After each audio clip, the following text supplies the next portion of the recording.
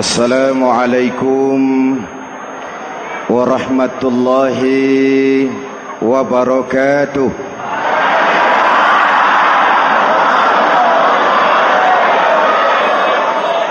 Alhamdulillahi rabbil alamin. Wassalatu wassalamu ala asyrafil mursalin Sayyidina wa maulana Muhammadin wa ala alihi wa sahbihi ajmain, amma ba'du.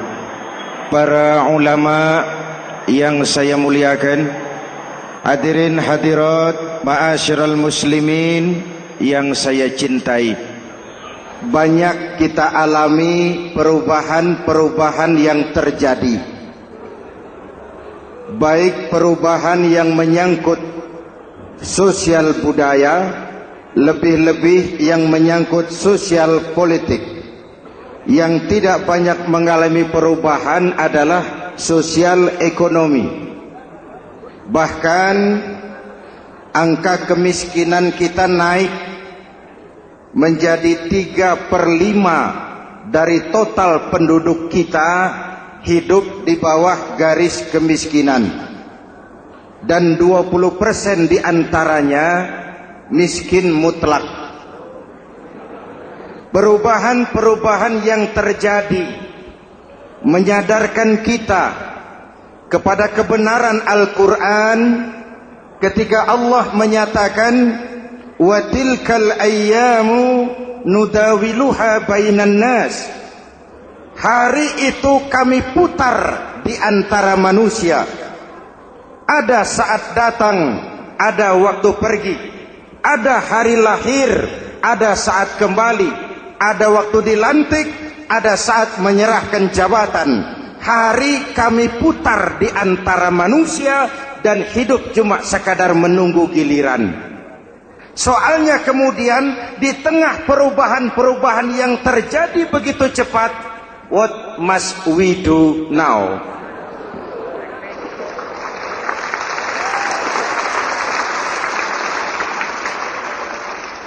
Saya juga nggak ngerti itu. Yang penting kan penampilan. Saudara-saudara kaum muslimin di seluruh tanah air, jadi pemimpin adalah pelayan bagi orang yang dipimpinnya. Okelah, perbaikan ekonomi, pembukaan lapangan kerja baru kita serahkan kepada pemerintah, karena kita percaya mereka orang-orang terpilih belaka yang dipilih dengan kepercayaan akan mampu membawa rakyat keluar dari kesulitan. Amin. Tugas kita sekarang di zaman susah meluruskan akidah. Jangan sampai mbah dukun yang naik ke permukaan. Betul? Islam misinya yang pertama membebaskan manusia dari kemusyrikan.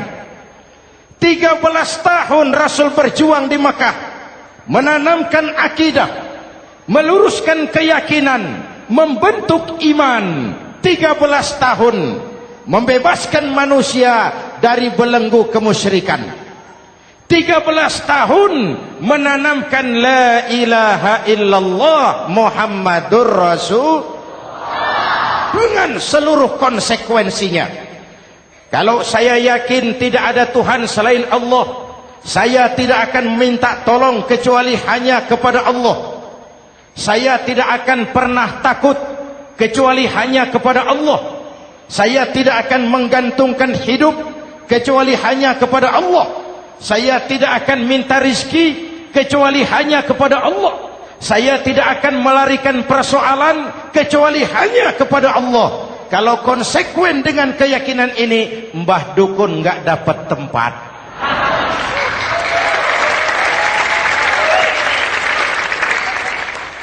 Akur? Ayo lihat secara sederhana. Saya sandaran di tiang, tiangnya ambruk, sayanya jatuh. Saya sandaran di tembok, temboknya runtuh, saya juga runtuh.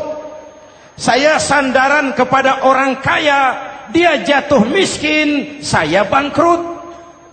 Saya sandaran kepada jenderal, dia pensiun, saya selesai. Tapi kalau saya sandaran hanya kepada Allah, Allah tidak akan pernah miskin, Allah tidak akan pernah lumpuh, Allah tidak akan pernah terpuruk, dan Allah tidak akan pernah berkurang kekuasaannya.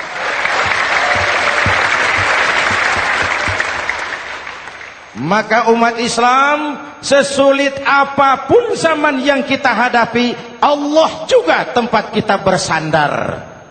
Jelas? Selama ini kita iman dalam ucapan, tapi sekuler dalam perbuatan.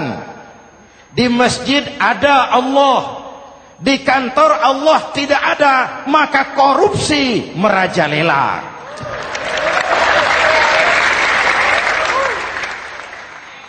Di masjid ada Allah, di pasar Allah tidak ada, maka timbangan tetap curang.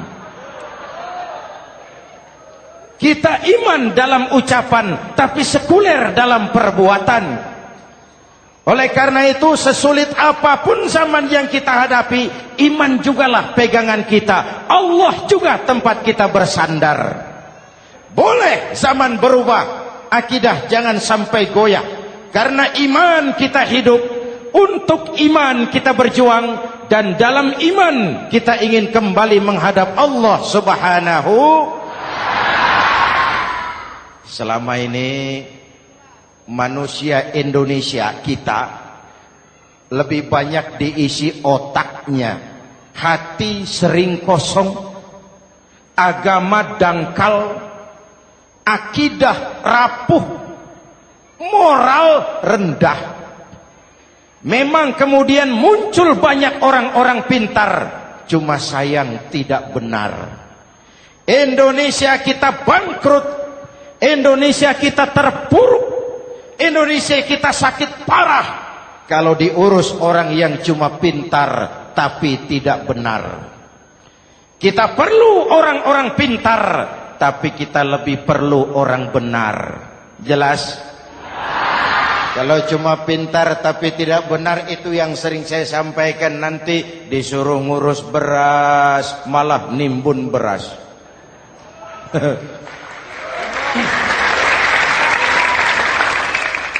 Disuruh ngurus laut malah jadi bajak laut. Disuruh ngurus hutan rame-rame jadi orang hutan. Jutaan hektar hutan Indonesia kita ini merupakan kekayaan sumber daya alam kita yang harus digunakan bagi sebesar-besar kemaslahatan rakyat. Yang disuruh ngurus hukum malah bikin hukum seperti pisau, tajam ke bawah, tumpul ke atas. Jangan heran lalu di masyarakat muncul street justice, pengadilan jalanan, sebagai refleksi dari ketidakpuasan melihat sikap hukum yang sangat berpihak. Kalau yang kecil salah, hukum cepat-cepat ditegakkan.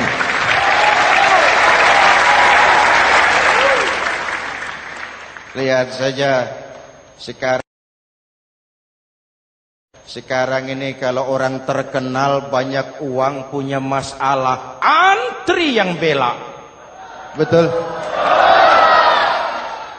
Tapi saudara lihat si Marsinah di Jawa Timur, si Sengkon dan Karta di Jawa Barat, si Udin Bernas wartawan Jogja terseok-seok mencari keadilan, sampai hari ini urusannya masih remeng-remeng.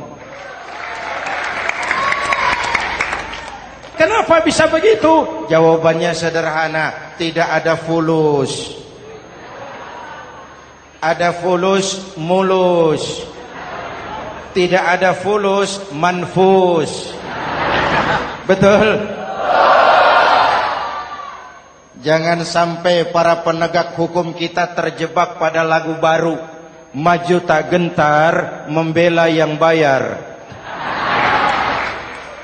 Biar bertentangan dengan nurani, biar bertentangan dengan public opini, biar bertentangan dengan rasa keadilan. Siapa yang bayar, itulah majikan. Mau benar atau salah, belain terus.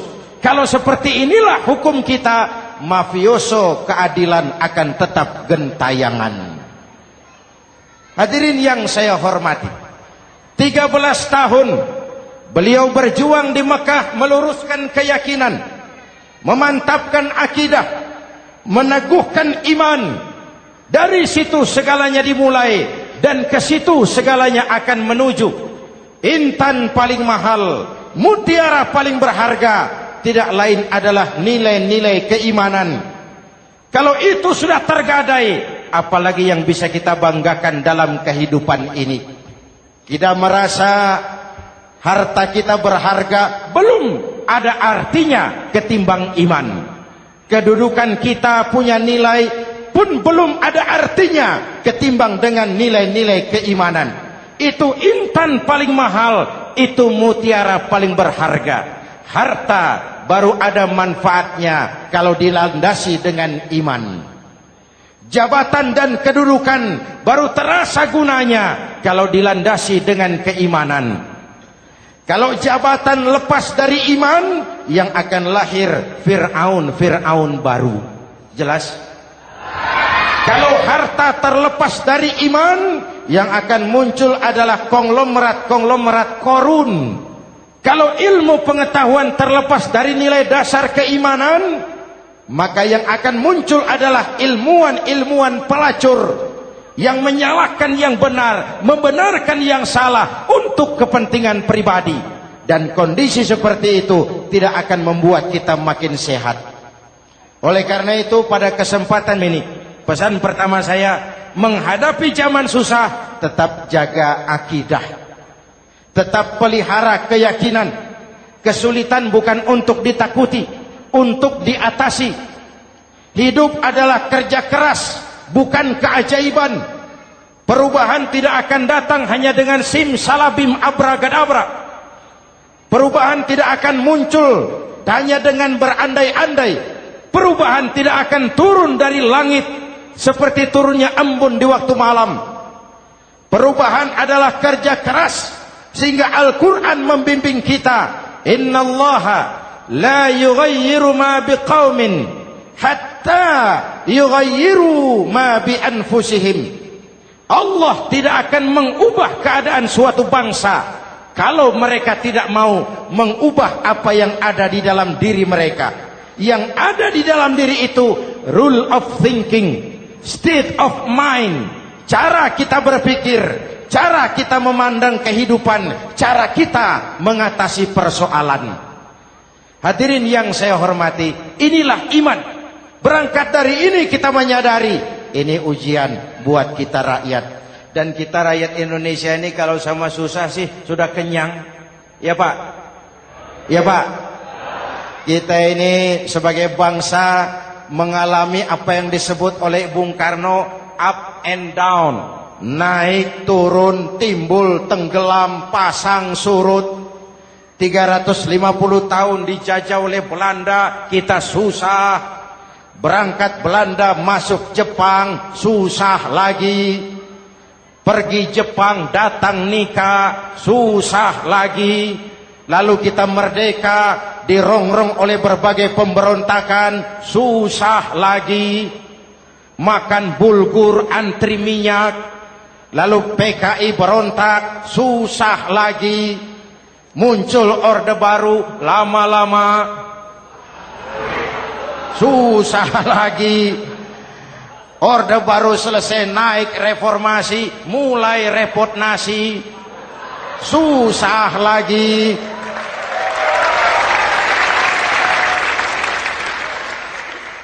Kalau susah kita ini sudah akrab, sudah intim. Mestinya kalau sudah susah seperti itu, jangan salah sikap menyikapi kesusahan. Jangan sampai kita potong kompas, ambil jalan pintas, terjebak menghalalkan segala cara. Itu tidak akan menguntungkan, itu tidak akan menyelesaikan. Kalaupun selesai, nampaknya penyelesaian sesaat. Dan penyelesaian sesaat bukan penyelesaian yang sebenarnya. Karena itu tetaplah dalam koridor keimanan. Boleh zaman berubah, akidah jangan sampai goyah. Silahkan masa berganti, tapi keyakinan jangan mati. Sekali la ilaha illallah, sampai tetes darah paling penghabisan, tetap la ilaha illallah. Sanggup? 3 orang. Sanggup? 21. Sanggup? Kalau sanggup kita harus konsekuen. Saudara-saudara di seluruh tanah air, misi yang kedua dari Islam setelah membebaskan manusia dari kemusyrikan, membebaskan manusia dari ras diskriminasi, mengikat manusia dengan tali akidah. Sebelum Islam datang, manusia dibedakan oleh warna kulit, manusia dibedakan oleh faktor keturunan, manusia dibedakan oleh faktor harta dan benda. Adalah Rasul yang mengajarkan, innallaha la yanzuru ila suwarikum wala ila amwalikum walakin yanzuru ila qulubikum wa a'malikum. Allah tidak melihat potonganmu, Allah tidak melihat hartamu. Yang Allah lihat itu adalah hatimu dan amal perbuatanmu.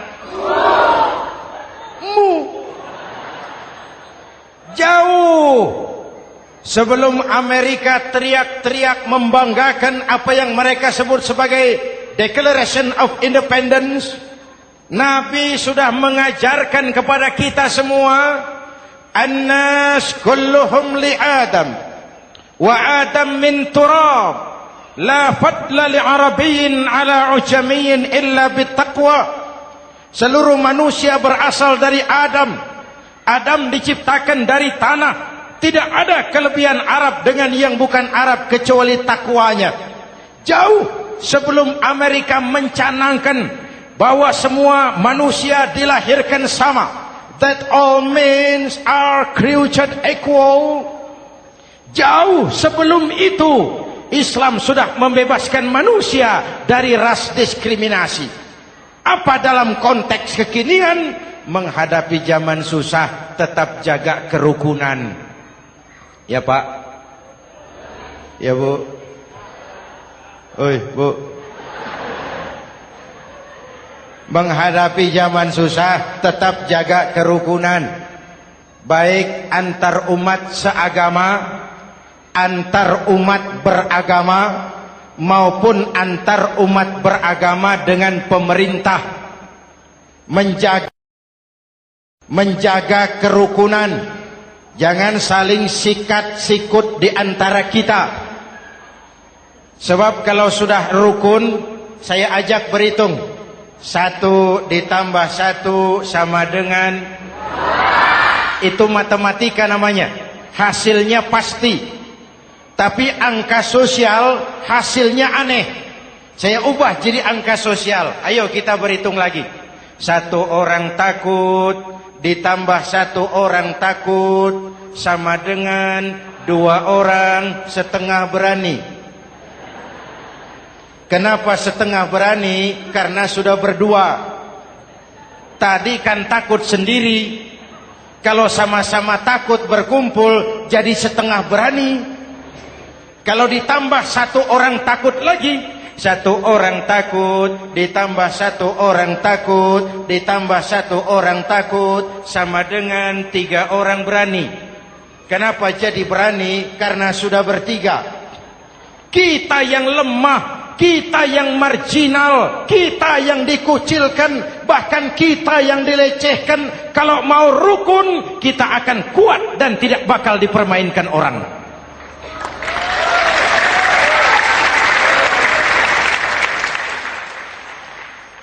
Tapi kalau rukunnya yang satu mau menikam yang lain, saya ajak berhitung lagi. Yuk berhitung yuk. 1 ekor ayam ditambah 1 ekor musang sama dengan 1 ekor musang. Kemana ayamnya? Dimakan musang. Betul nggak nih hitungan? Ayo kita hitung lagi. 1 ekor ayam ditambah 1 ekor musang sama dengan 1 ekor musang.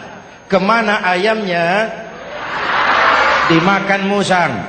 Jadi kalau kita suka kumpul dengan orang yang mau makan kita, selesailah kita.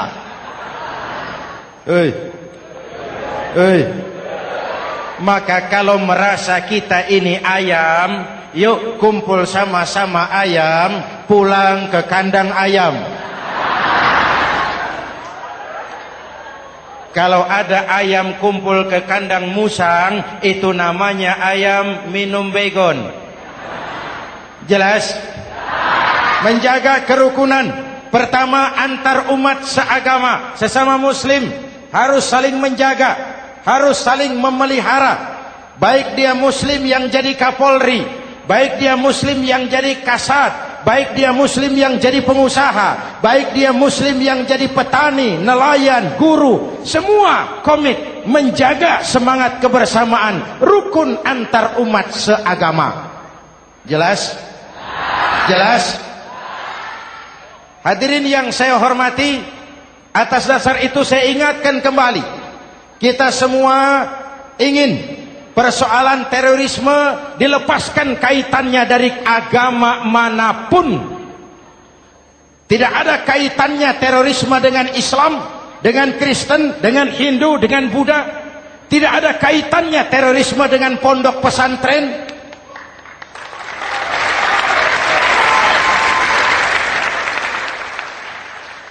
Jangan sampai pesantren jadi kambing hitam. Karena sejak zaman penjajahan, pesantren sudah terbukti memberikan kontribusi bagi perjuangan memerdekakan rakyat Indonesia. Rukun antar umat seagama. Yang kedua, rukun antar umat beragama. Islam ini rahmatan lil. Jangankan manusia walaupun berbeda agama, binatang saja dihormati. Ada hadis, fa iza zabahtum fa ahsinuz zibhata. Kalau kamu menyembelih hewan, sembelihlah dengan cara yang terbaik. Jangan menyembelih ayam dengan pisau tumpul. Itu namanya tidak berperi kebinatangan. Yang kecil lagi, saudara buka babul istinja, makruh buang air kecil di tanah yang berlubang. Sebab apa? Pertama, menjaga kesehatan. Siapa tahu di lubang yang saudara buang air kecil itu ada gas beracun. Kalau tidak, melindungi binatang yang ada di dalam lubang. Siapa tahu di lubang yang saudara buang air kecil itu ada semut sedang rapat membahas terorisme. Apa dosanya lalu mati dikencingi? Ini namanya rahmatan lis semut. Binatang saja dilindungi. Maka perbedaan agama tidak harus menyebabkan kita bertolak belakang. Perbedaan agama bukan alasan untuk saling bermusuhan. Apalagi kita sudah menyadari tentang kemajemukan kita, tentang kebinekaan kita, tentang keragaman kita. Rukun antar umat beragama. Saling menghormati, saling menghargai, tapi tetap dalam batas lakum dinukum. Lalu rukun antar umat beragama dengan pemerintah.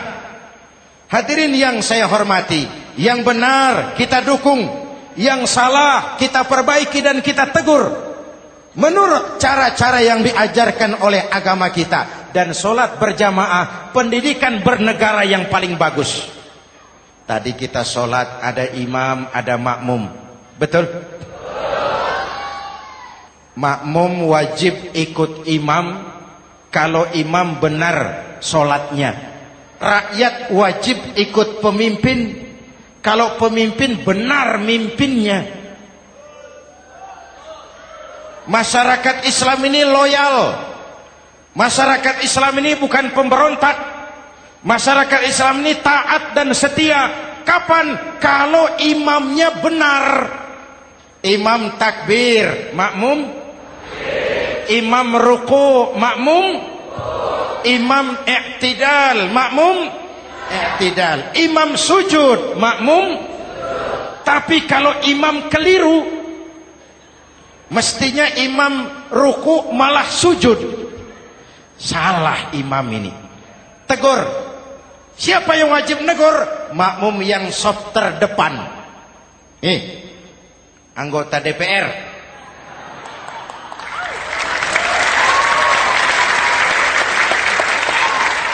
Ini wakil-wakil makmum ini. Saf di depan ini. Kalau imam keliru mereka paling tahu. Ngomong. Tegur. Bagaimana negurnya? Ada aturan main. Mestinya ruku, imam sujud. Salah ini imam. Subhanallah. Kan begitu negurnya. Betul? Tidak boleh juga imam keliru, makmum emosi. Main pegang. Weh, makmum salah. Hoi, hoi. Kacau sholat. Betul? Anggota dewan ini, saf di depan. Itu kalau imam keliru. Satu saat imam buang angin. Namanya manusia bisa buang angin toh. Apa makmum lalu berkata, demi kesetiaan saya kepada imam, imam buang angin, saya lebih keras lagi. Itu namanya fanatisme buta, loyalitas yang goblok. Imam buang angin, minggir. Iyyaka na'budu wa iyyaka nasta'in. Sampai situ imam buang angin, minggir imam. Lalu saf yang di depan maju. Tidak usah bikin solat baru, teruskan pekerjaan imam. Ihdinas siratal mustaqim. Teruskan. Kenapa? Kalau bikin solat baru lagi, nanti buang angin lagi. Bikin lagi solat. Kapan selesainya solat? Kapan selesainya membangun negara ini? Yang penting imam tahu diri, buang angin, minggir.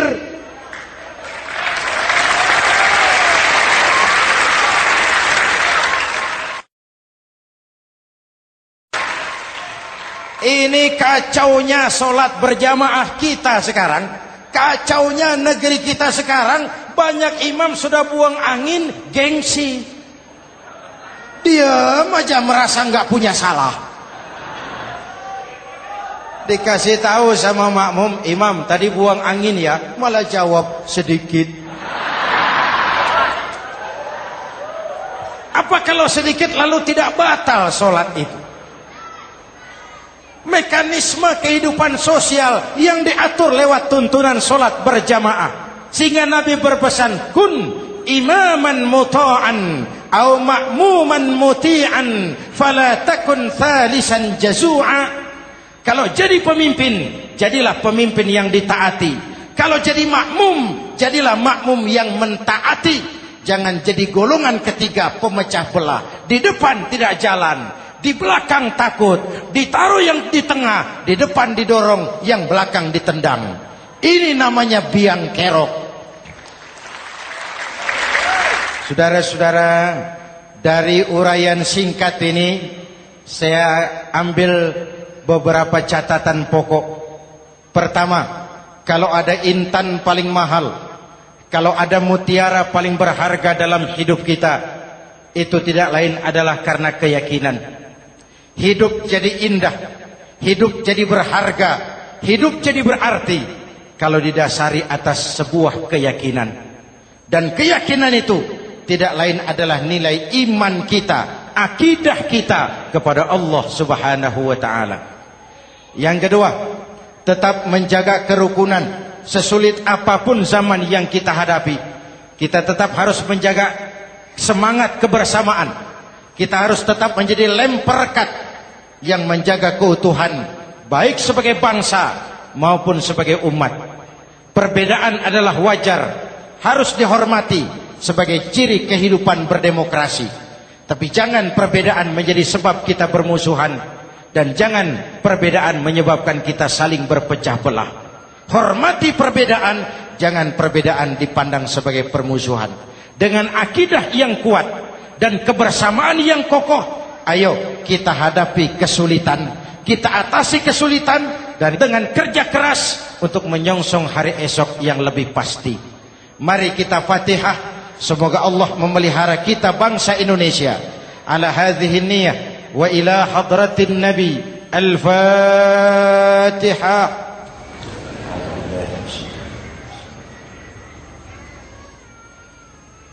Iyyaka na'budu wa iyyaka nasta'in. Ihdinas siratal mustaqim. Siratal ladzina an'amta 'alaihim. Bismillahirrahmanirrahim. Amin.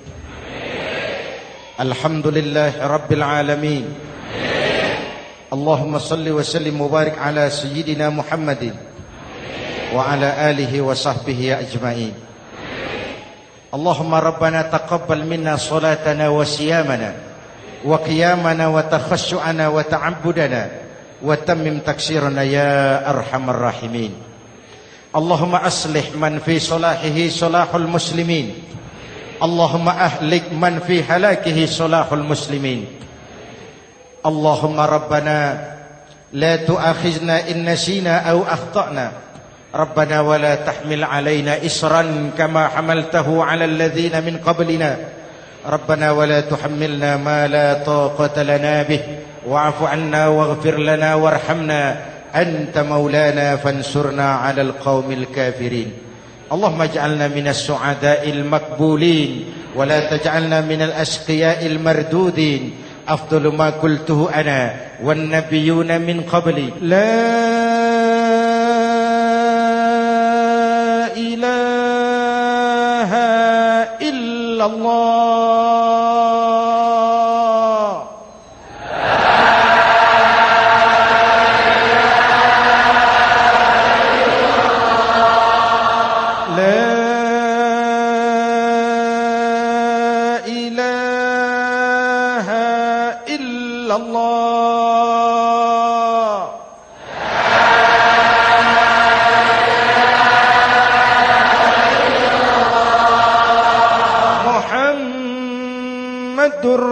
Rasulullah.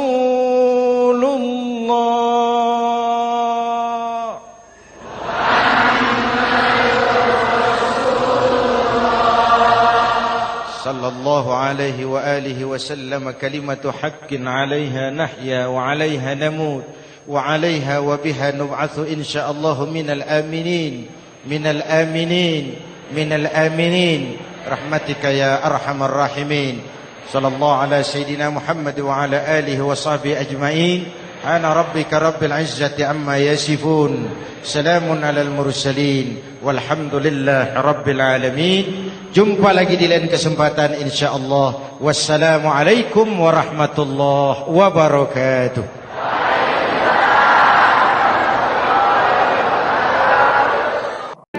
Terima kasih. Jangan lupa like, komen, share, dan subscribe.